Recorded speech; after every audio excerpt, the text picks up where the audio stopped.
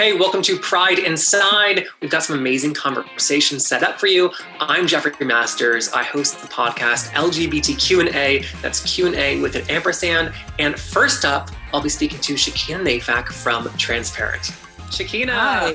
how are Hello. you? I'm good. It's nice to see you. Amazing. Good to see you too. You know, you're on Transparent, which is one of the most important TV shows in trans history. It changed everything. After years of watching it, what was it like to join the cast and creative team for the finale? It was really a trip, because it was this huge, iconic culture changing show that I, as you said, had watched from afar. I'd been a fan of, I'd also been a critic of. And so I was like coming in to kind of bridge the gap between myself almost, my love for the show and my like feelings of confusion around how to deal with the question of the show's protagonist. And so being able to come in and join this creative family in a time of upheaval and find a way toward the light was really a huge honor and like a kind of a burden, but like a miraculous and wonderful, charge to action. Yeah, tell me this. What was your first thought when you heard that the finale was going to be a musical? Well, I had already heard about some of the songs that Faith Soloway was writing. So, it seemed like, listen, my life is musical theater. And to me, it's very logical to like burst into song at any given moment. So it just made sense. For me, I was like, this is a genuinely weird show at times. And like, this just makes sense. You're right. Like, it's not a big Yeah, it's departure. yeah, all if you watch all four seasons, like if you decide to like sit down and watch them back to back, you realize that there's music life like ebbing and flowing throughout. And so to culminate in a musical actually feels like it's sort of arriving at its own peak. You know, one of the songs that you co-wrote was called Your Shoes. Where did that metaphor come from? And if you could explain what the metaphor is too for people. Yeah, it's actually a true story. Elaine Soloway, who is Joey and Faith Soloway's mother, was in a relationship with their parent for a long time, and one day asked like, "Did you ever love me?"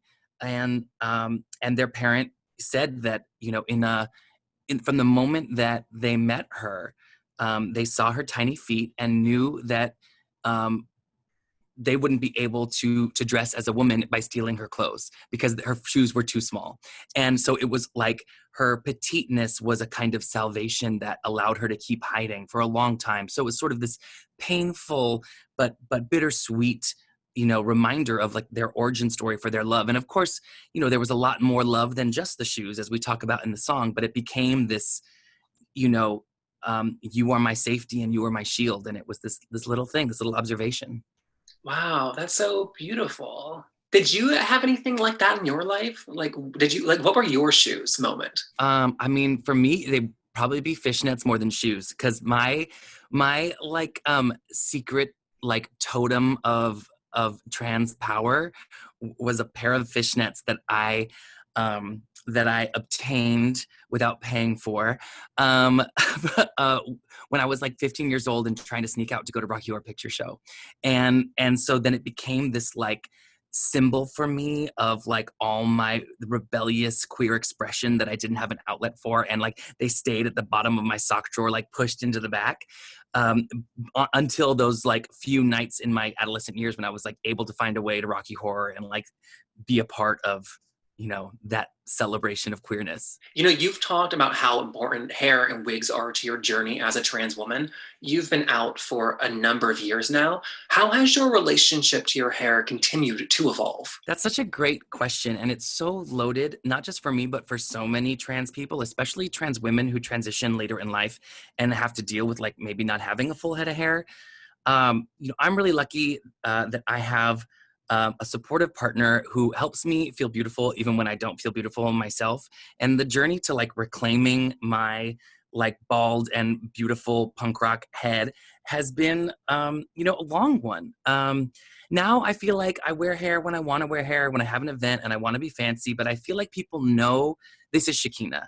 Like Shakina is a bald trans woman and that's what you get. And then if I show up at a party or a red carpet, or if I'm doing a show and I want to have some, something else going on, why not? Yeah, because recently I've seen you, rocking the bald head more and more than you ever have before. So I was just curious. Yeah, it's a lot of work. Like upkeeping wigs is a lot of work, and that is not actually my skill set. So I've been trying to teach myself, but sometimes it's just like easier. Also I have this like great blank canvas, so I've been getting more creative with like doing like glitter and gems up the side of my head, or just like a little bit of hair in one area, like a kind of like streak. So yeah, trying new things. While we're talking about the changing relationship to things, this is a really unique year and moment to have Pride. How are you That's right. feeling about Pride? Wow. Well, it's more important than ever, I think, to remember that Pride began as a riot against police brutality. So our origins as a queer people and a gay rights movement come from a time when trans people of color were sick of being abused by police. Um, so in a way, we've made this like big circle now when we're back at Pride, like over 50 years later, and we're still dealing with a lot of the same issues, but we've now found a larger pool of people who care. And that's amazing, because the intersection between folks who have found a voice in the Black Lives Matter movement and the queer movement, and obviously all the queers of color in there who make up the center of that, have been able to bring people together for justice in a way that I've not seen in my lifetime. And that's something I'm really proud of. That's an amazing answer. That's also like a really powerful and great place to leave it at. Thank you, All right, Shakina. This Jeffrey, is I great. love you. See you soon. Take Bye. care. Bye. And next up, we're talking to another transparent favorite. It is Trace Lazette. Hi, Trace. Hi, love. How are you? I'm good. How are you? Good. Happy Pride. Thank you. Happy Pride. So people watching, they know you from Transparent and Hustlers. Hustlers was a massive hit last year. Comparing those two movies and TV shows, Transparent, you're surrounded by trans people and queer people making it. And Hustlers, I assume you're the only trans person on set. Can you talk about like how different those two experiences are? Wow. Okay. So I definitely felt safe on the set of Hustlers because Lorraine Scafaria was the writer director. It was a very female driven project. And I guess my transness was not front and center either with the character or ever really an issue. So I felt I felt good in a way that I felt free from and I want to say this the right way, but the burden of being trans. And on Transparent, it was equally amazing in that I had other trans people there with me. So I got to kind of honor that part of my identity. And I am not one thing, you are not one thing, we are all many things. And so I think they were equally beautiful in their own way, very different, but that's the fun part of being an actor, is that your job is ever changing. And I think that's what suits my attention span and my personality, is that I get to go and be different things. And the job is ever changing, but also like the world we live in. I know that sounds cliche, but I was thinking back to the first season of Transparent, and that show having a lead character that was trans was so unprecedented for that time. It Like, was. what was shooting that first season like? What was the feeling on set? I just remember being on a golf cart on the Paramount lot with two other trans people driving from like a soundstage to a fitting and back to the office and back to my trailer, and just thinking, okay, there are trans people on this iconic Hollywood lot that this has probably never happened before. It's unprecedented.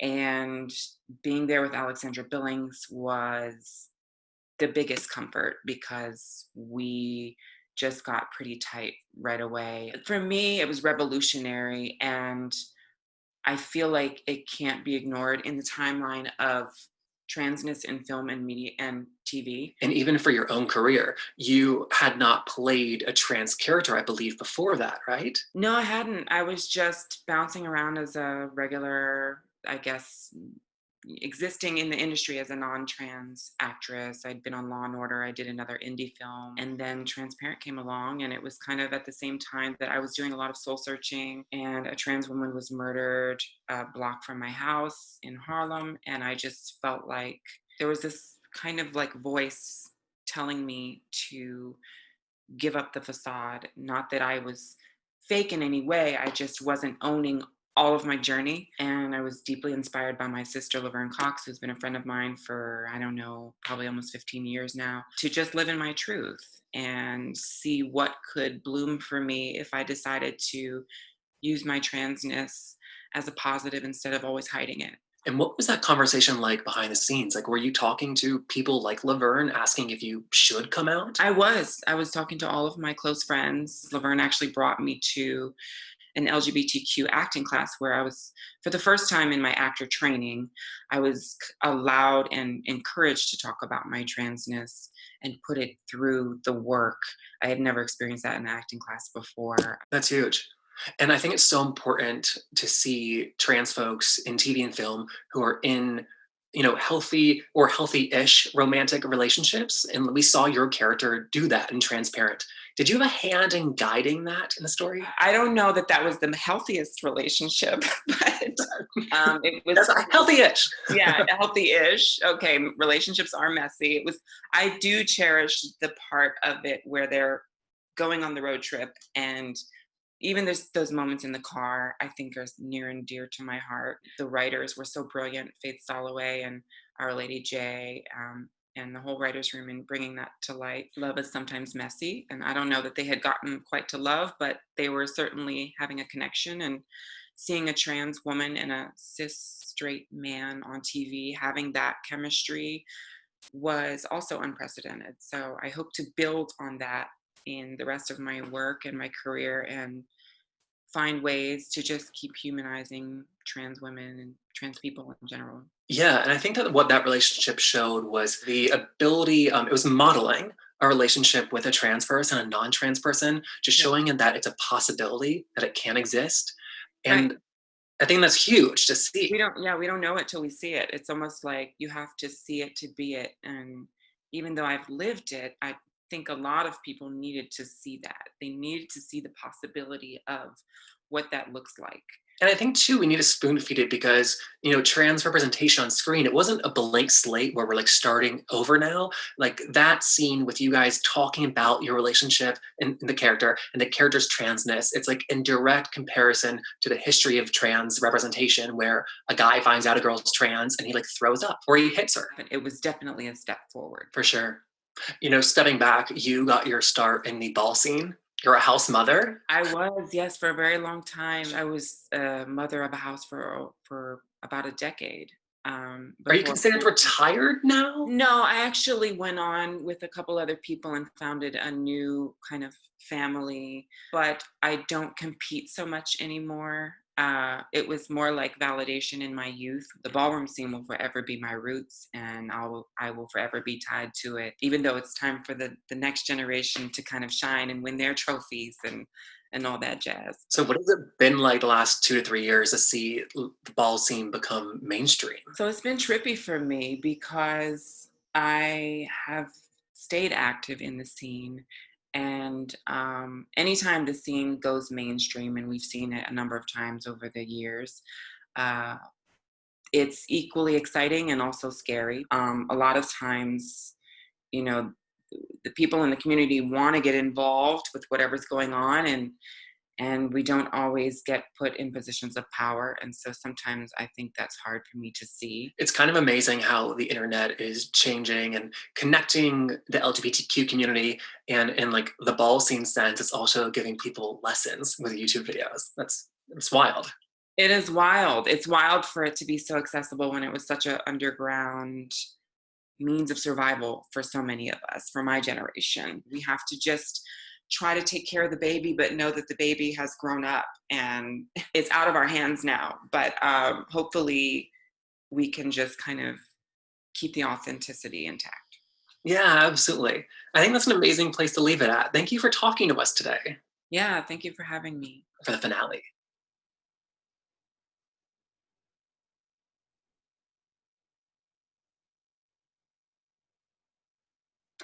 I did it. I started my video. I know. Happy pandemic. Yes, happy Pride pandemic. That's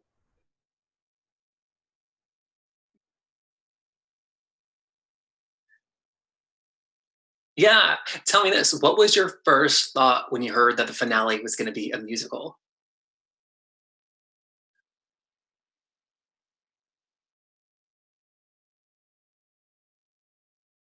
feels similar. It feels similar.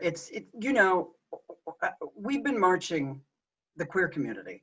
We've been For marching me, I was for like, this is a equality and genuinely weird inclusion show at for times. And like, decades. this just makes So, sense. You're right. Like, you it's not know, a big departure. revolutions are not new. And in 1969, there was a huge global explosion of a racial, a need for racial equality, feminism, That's such and a of nice way course to put it. Stonewall. You know, one of the The songs that you LGBTQ co-wrote movement. was Other where viral did that pandemic metaphor happened come in from? the And if you could 1980s explain what the metaphor and is too for 90s. people. An ACT UP was formed by my very good friend, Larry Kramer, who we recently lost. We marched then as well, and we marched for inclusion, and we marched to be heard. And we were losing people at an alarming rate. And we had a government that was not only not listening to us, but knew about us and didn't care that we were getting sick and dying. The reason this and all of them are different, you can't, they fall, the only container they fall into is revolutionary inclusion. The thing about what's going on right now is not only is it global, it has caused a cracking in every system from here to the tip of the globe.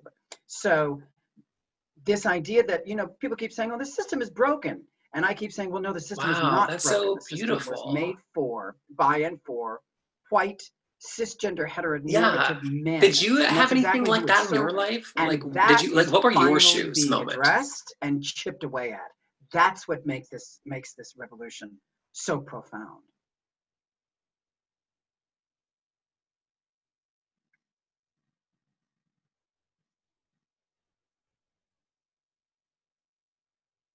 That's exactly right. And you have a group of people, when you do that, when you have the loudest voice in the room, if the loudest voice in the room is a specific human and has been for centuries, which has been true in this country, the patriarchy, if that's true, eventually what's going to happen is bubbling underneath all of the marginalized are going to start exploding. And for some unknown reason, well, for a wonderful reason. Do you still have that It has come relationship to to a head. fishnets today? And this particular, I think it's hilarious, hilarious that this particular guy, that a reality TV star has been faced with a global revolution and a global pandemic and has zero idea of what to do. He's so frightened, he's literally hiding downstairs. It's the I greatest think thing that I've ever that seen. fits your Watching him. brand. Okay, I was like, is this offensive? It's true. I've already called transparent weird. I'm trying not to offend everybody. I meant that in the best way, okay? You know, you've talked about how important hair and wigs are to your journey as a trans woman. How has your relationship to hair continued to evolve? You know, I was very lucky. I didn't have to push it all. You know Oh, what yeah, was sure. great about Transparent and the writers' room No, and no. Jill and everyone involved? Oh, yeah, is that totally. We can wait. if I had a suggestion, and that my suggestions about Davina, here's what's hilarious. My suggestions about Davina were pushed by Trace Lissette. Ah! Trace was the one that was going, you know, Alex, you Oh my really God, should is it blah, in blah, blah. And I would be like, Yeah. really? Should I? I would Y'all go have been in in a and studio I for would this say, long? how do you guys feel about A, B, and C? And they would go, great. What a great idea. In fact, Jill would actually say every season, you know, if you guys have ideas, Oh my come in on God. this day and let Thank us God know y'all what's love going each on. other. So I didn't have to push it all. Yes. Oh, did she? That's funny. That's so funny. Okay, great. Thank you. Yeah. It was. And You can know, I tell you you've something talked about that how flashback important scene? hair A to your human being journey that as a trans played woman. young Davina You've been was out actually for a number of student years now. of mine. How has your relationship I'm a to your professor hair of theater now continued at to USC. evolve? but I was before, when the show was running, I was a professor of theater performance, an acting teacher. I was a professor of theater performance at CSU in Long Beach. And that young human who played David was actually a student of mine. Well, the reason I bring that up is it's so important for me, first of all, as an educator, but also just as another trans person and queer person, to say, you know what we need to do? Not only lift each other up, because right now the Black trans female life is so expendable. We recently just had 2 more deaths of 2 Black trans women in the last week while this revolution is going on. And nobody really cares. Nobody's writing about it. Yeah, because recently I've seen you, rocking the bald head more and more than you ever have before. So my feeling is, so I'm just curious. We have to educate our own. So if we lift those young voices up, if we give them that opportunity to be on this fabulous television show, to tell this story of this trans character, we teach them history, and they learn they come from somewhere. They're not an idea. They're not a fetish. They're not a fad. They matter, and they belong in this country because they stand on a foundation. I love that. While we're talking about the changing relationship of things, this is a really unique year and moment to have Pride. How are you feeling about Pride?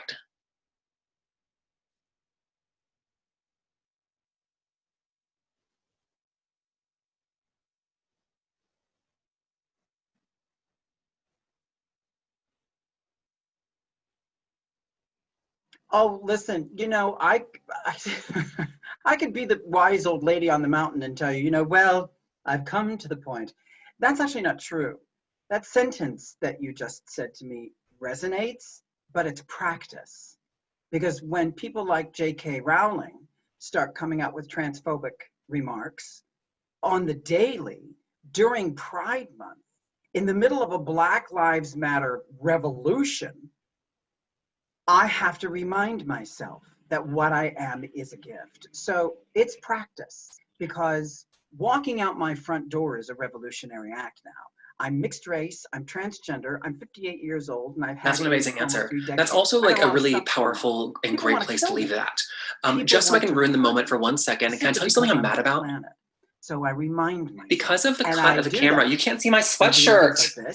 Are you kidding me? Thank you. That's what all I wanted to see. Who care? Who have— Great, let's do it. That helps. Thank you, Shakina. That helps. Great. To remind. Amazon, how was that?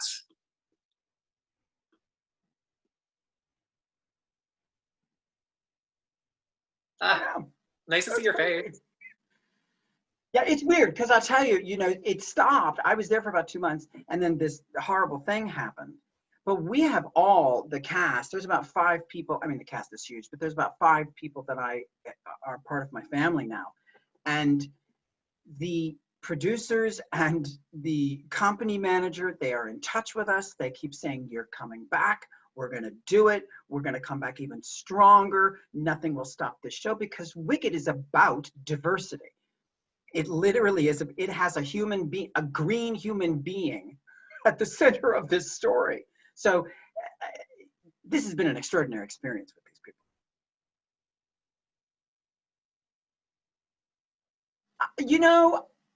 I'm so used to— remember the path that I have been fortunate enough to have been guided down.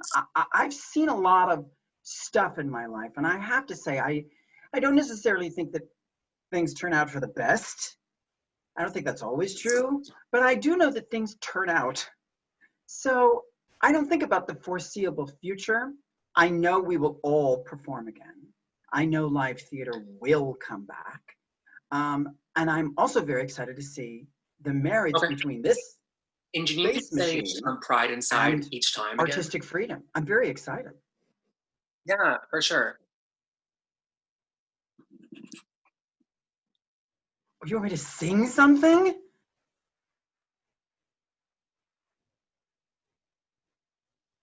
Oh my God, you're killing me.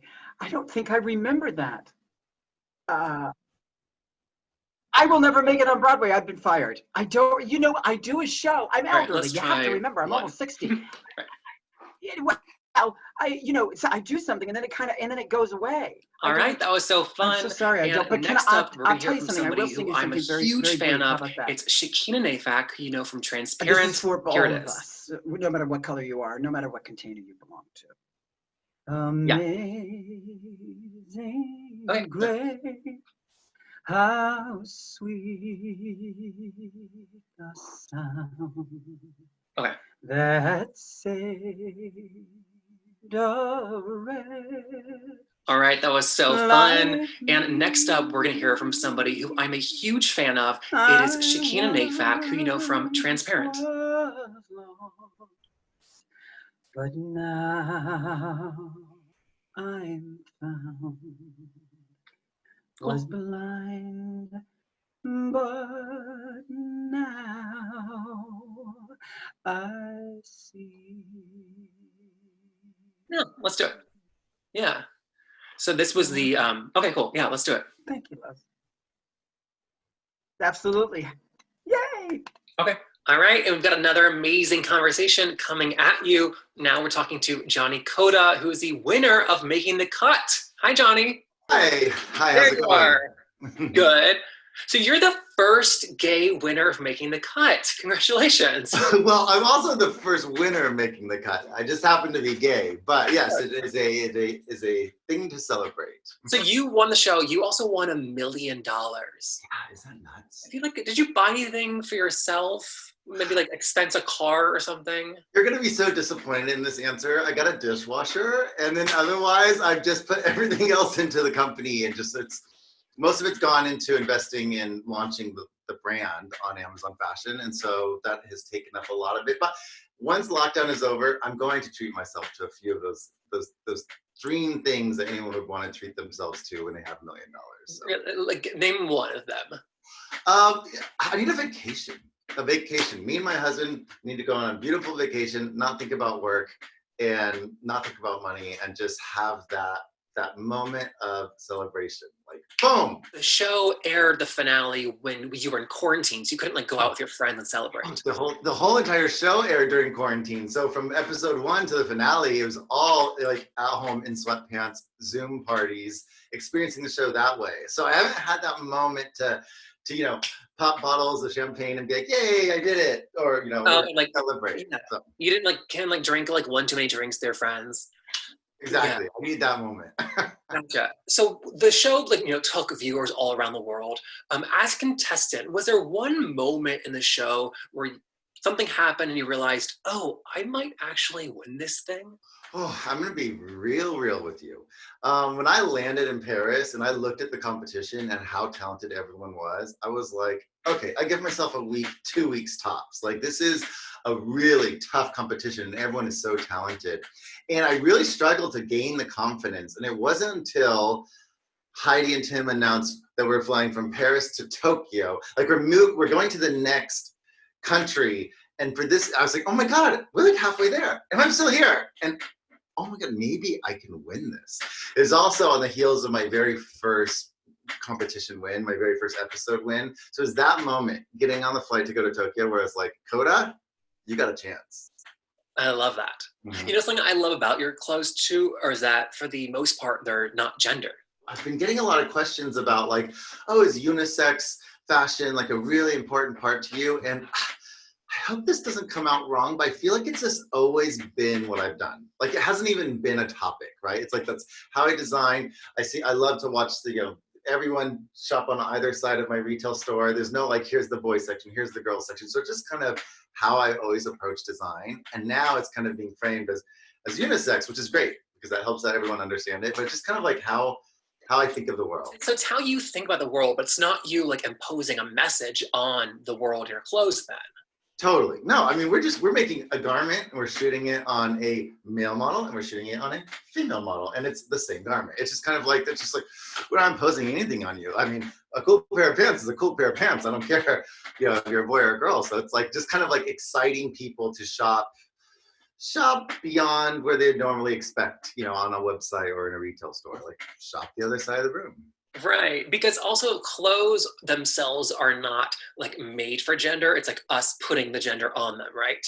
Totally. So it's such a social construct that we've decided like this is a boy's jacket, this is a girl's jacket. Many of the most exciting moments in fashion in the last 10 years, 20 years have been when people and designers are playing with that and playing with your expectation of what you're supposed to wear and how you're supposed to wear it. And that's exciting. I'm really happy to hear you say that, because I think also we sometimes see like genderless clothing lines as like a single season, like, and it feels gimmicky. It feels gimmicky. That's what, I'm so happy that society right now is really embracing, kind of breaking past gender roles, but it can't feel gimmicky. It has to feel genuine. So like you just said, it can't be for a season. It has to be like walk the walk, don't talk the talk, like have it be an integral part of how you create fashion and how you create imagery and how you style your models. Like it has to be every step of the way, it has to be in there. For sure. So your brand, when you started the show, was Skin Graft. There's a store in downtown Los Angeles. Officially now you're Johnny Coda Studio. Is that correct? Okay, so let's get this straight. I got really beat up on the show by the judges about Skin Graft. And I love Skin Graft. It's been my baby for over 10 years. I used my win on making the cut to launch Johnny Coda, and Johnny Coda Studio is the exclusive collection sold on Amazon Fashion. Now, Skin Graft, we were gonna put to sleep and kind of be done with it, but it got a lot of momentum during the show. So it's still having its moment. It's still there. People can still shop it. But the majority of my focus is going into all things Johnny Coda right now. Oh, okay. Well, I was wondering that too, because Skin Graft you launched with your brother, right? Mm-hmm. So do you feel like you've gone off on your own, or are you guys still working together? Now, same team. My brother is still my equal partner in this venture, and he's like, it's the same employees. It's like we're a very small family-run business. So whether it's being sold as Skin Graft or sold by Johnny Coda, it's coming from the same place. And so it's definitely not me launching, releasing my solo album. We're doing it together, and he's been really supportive about me stepping into my spotlight and going by my namesake. So. Everything in the world is changing with the pandemic. Yeah. How is that changing how you're viewing your business and like the long-term goals with Johnny Coda Studio?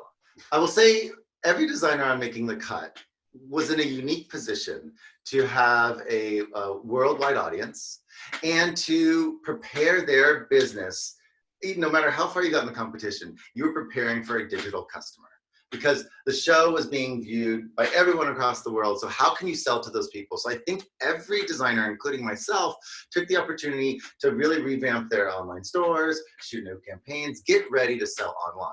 Now, the global crisis has been terrible. We all know it's been terrible for everyone, but I mean, I was in a unique position, and I think Esther and the other designers were too, where we've been spending all year beefing up our online presence and creating a really strong online store. So I think that we all had great sales and could really talk to the digital customer in an intimate way that made you feel like you were shopping in my store.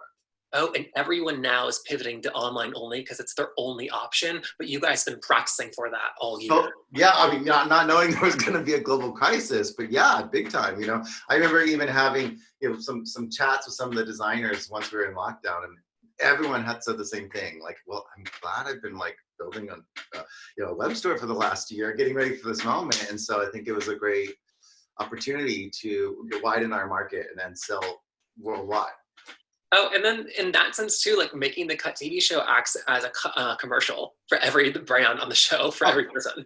Totally. And, it's like, times have been pretty grim, around the world. I think that Making the Cut coming out every Friday was like this little ray of light that people really started appreciating. It's like the news was so heavy that to have this like fairly optimistic competition show where all the designers were like supporting each other, and like like you said, every single episode was a commercial for everyone on there. Like there's a great opportunity for all of us. On the show we saw you and your clothing evolve pretty like greatly over the course of the show. How do you envision that continuing to evolve going forward? Well, I learned a lot of lessons on Making the Cut, and the whole world watched me learn those, right? And some of those lessons were harder to learn than others. It's like I got some pretty infamous beatdowns from Naomi Campbell and some of the judges about... That's good TV, though. Oh, yeah. But I learned so much, and what the judges were responding to and what the models were responding to, and then what the customers responded to when I launched the brand is like, okay, Coda, you love leather, you love this hard jacket exterior, but it's not working anymore. Like people want softness. There's more for me to say as a designer than what I've been saying for the last 10 years. And now I have this totally new blank canvas and new inspirations. And I have never felt so inspired than I have now compared to the last 10 years. All this newness. Like there's no rules. You know, it's like usually my rules are like, the skin graph looks like this and it's all black, it does this. And now it's like Tony Coda can be anything. And because it can be anything, it can be everything. Yeah, that's really exciting. I think that's also an awesome place to leave it. So thank you so much for talking to us. This was fantastic. Great, thanks for having me. Yeah, of course.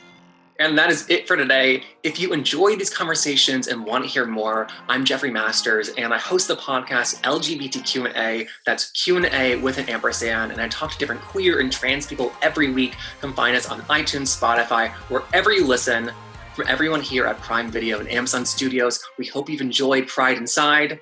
Have a great Pride.